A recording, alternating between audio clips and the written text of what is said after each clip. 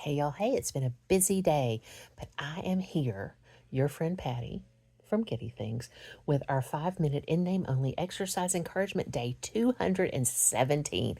How exciting. I'll be back to say ta ta for now, but here's some of what happened today. Well, here I am at the doctor.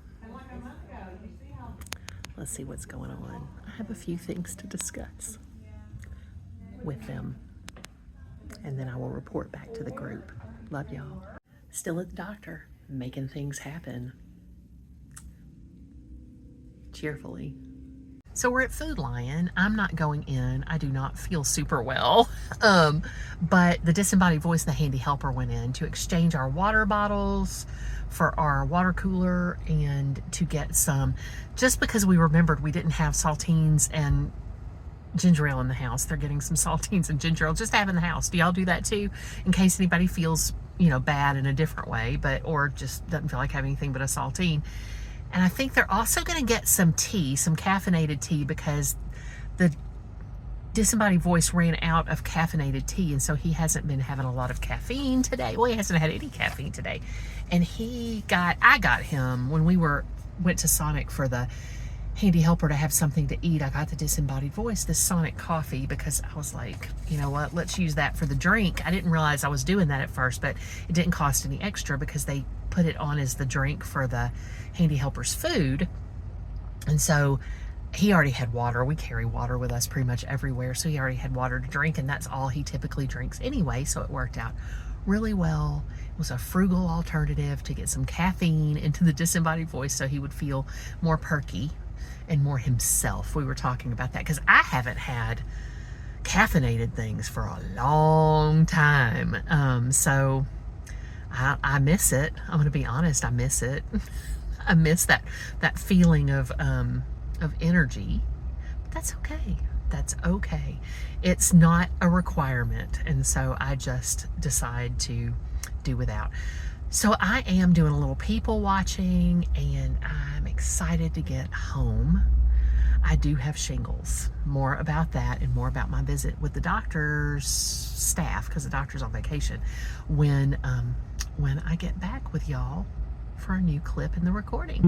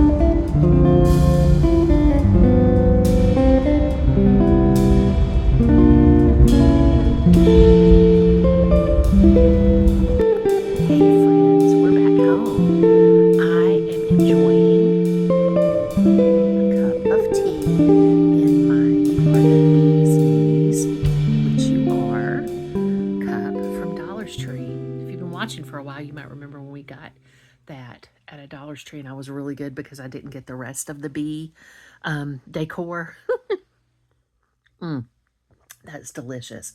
So I am tucked into bed, trying to take care of myself. What have you done today to make yourself feel special and cared for? It's super important. Another thing you have to do that's super important sometimes, let me get relaxed, and my shingles are shingling. They're shingling. Oh, sorry about that. Sometimes you have to stand up for yourself. That's super important. You don't have to be rude to stand up for yourself. You really don't. How do I know? Because I stand up for myself and I'm not rude about it.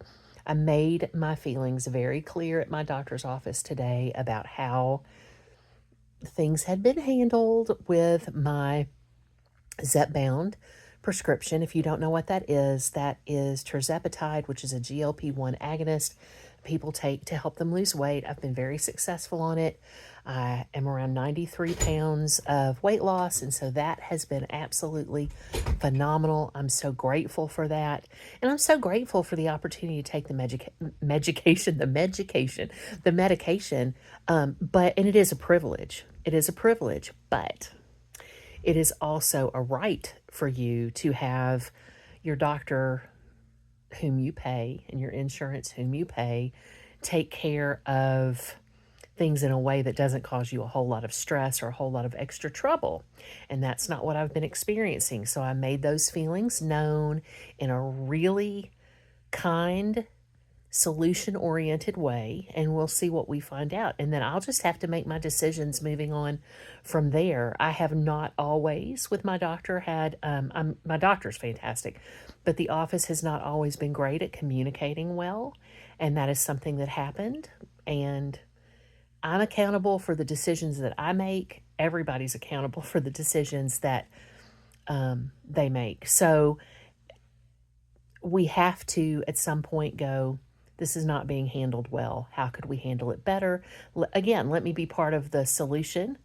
And saying things that are true is not excessively assertive, right? Just saying what's true about a situation is a way to stand up for yourself. You don't ever have to demean anyone. You don't have to name call. You don't have to raise your voice. You don't have to get ugly. You can get upset. That's okay to get upset in an appropriate way that doesn't hurt you or anyone else. And that's what had to happen today. And if it works out well, that's great. If it doesn't work out the way I want it to, I'm going to have to decide what I will do to make the solution workable for me. So I have some decisions to make right now. One of those decisions, after this is a Monday, after a Friday that I didn't have my medication to take, my shot, I'm on 7.5 milligrams Zepbound. I have to make a decision about whether I want to try to move forward with weight loss without a GLP-1 medication, or whether I want to continue to take a GLP-1 medication. That's a decision I need to make pretty soon, because this is a 7.5 dose. I don't want to be off of it for a long time and go back on it. If you've been following my journey at all, you'll know that I've had some side effects to deal with, and I don't know how exacerbated, how much delaying the medication and then getting back on it at that dosage will exacerbate those symptoms and make them worse. I don't know. And that does not seem like a good decision, just because people don't know what to do or don't want to do the things that they need to do to take care of business. And, if, as I shared today at my doctor's office, they are in the business of care. And if we as patients feel with a good reason like they don't care, what are they even doing, right? So I have to figure out a lot of things. I have to figure out, again, love my doctor, but I have to figure out, feel very privileged. But sometimes we have this misconception that if we try to make solutions around things that are bothering us or things that are hampering our progress, that somehow we are complaining, and that's not complaining. Complaining is just ceaseless noise about something that's not going to do any good. But if you're working towards a solution, that's just working towards a solution. And don't let people gaslight you into thinking anything different. So, what I have to decide, to finish that thought, I think, is whether or not I'm going to continue with the doctor I'm with. I really do like this doctor. And if I don't stay with this doctor after about 15 years, it is because of the administration of the office. And I've been through this before. So at some point I'll make a long form video about when I had the handy helper and what we kind of experienced then with doctor's offices and things. I have gotten to the point now, I was in my 30s then, I'm in my 50s now, and I've gotten to the point where I don't want to put up with as much stuff as I was willing to put up with back then to make things smooth over for other people, right? So there's that. So I have to make that decision about whether or not I'm going to stay with this practice. And then if I make the decision not to, I have to have on board already a really good doctor, because I have a really good doctor. And, I know my wisdom from years and years ago might have been, we'll just do whatever it takes, smooth it over. He's a great doctor and whatever. You know what? And he's not even in town. This has nothing to do with him or any decision he's made. He's absolutely, again, wonderful. But um, I'm not there anymore.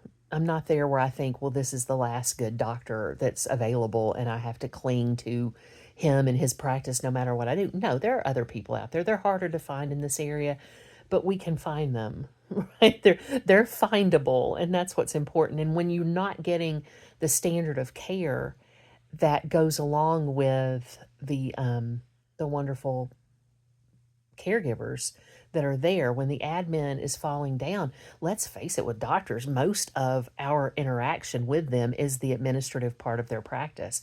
We go in, we see them, and maybe if we're ill, we get to see them more often. And then if we're not and we're maintaining and just have some chronic issues, then we're going to deal with the people who work with them most.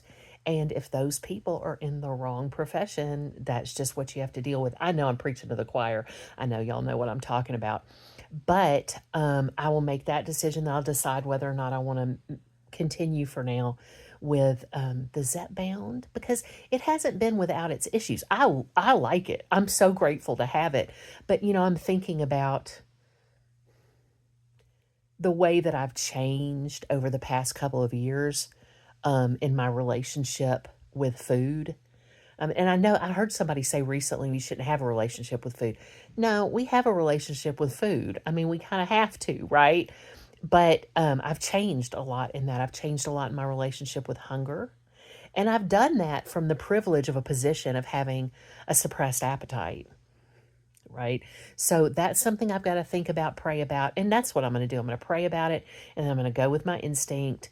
I'm going to listen to the Holy Spirit, which manifests through your spirit of gut instinct sometimes, I think, and just do that. But anyway, not feeling fantastic, but I'm not feeling horrible either, and I'm enjoying life, and I'm having a great time, and I'm so grateful for all the things that I have.